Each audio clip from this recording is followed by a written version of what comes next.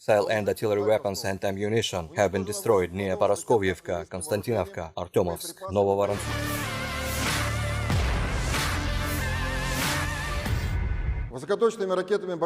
Serangan rudal presisi tinggi Angkatan Udara Rusia menghancurkan pangkalan pertahanan Brigadi Infanteri Mekanik ke-59 Angkatan Bersenjata Ukraina yang ditempatkan di kawasan industri di bagian timur Nikolayev.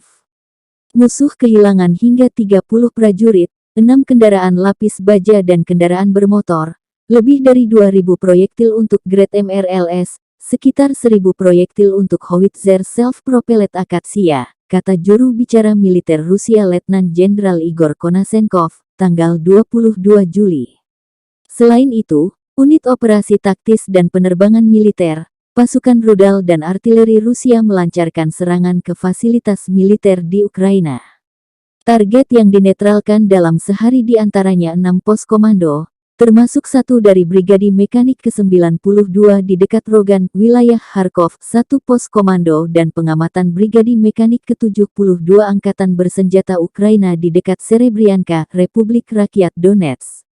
Serta 5 misil dan depot persenjataan dan amunisi artileri di dekat Zaitsevo, Republik Rakyat Donetsk, Vishevoye dan Uspenovka, wilayah Zaporozhye.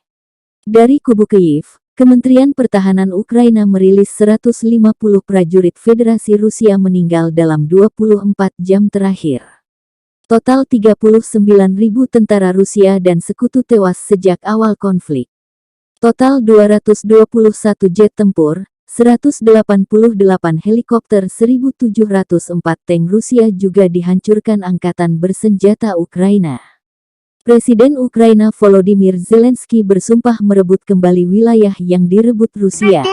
Perkembangan lain, kunjungan istri Presiden Volodymyr Zelensky, Olena Zelenska ke Amerika Serikat berbuah manis. Amerika kembali mengirimkan sistem peluncuran roket mobile atau HIMARS ke Ukraina dan artileri howitzer berat untuk melawan Rusia. As of today, we have transferred 12 HIMARS to Ukraine. This is part of more than 20 that the United States and our allies have committed. Trained also are 200 Ukrainians on the HIMARS, and that training continues with many more.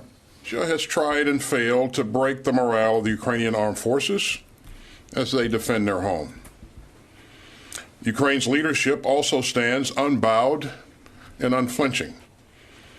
And we were fortunate today to have the opportunity to hear directly from my good friend, Oleksiy Reznikov, Ukraine's Minister of Defense.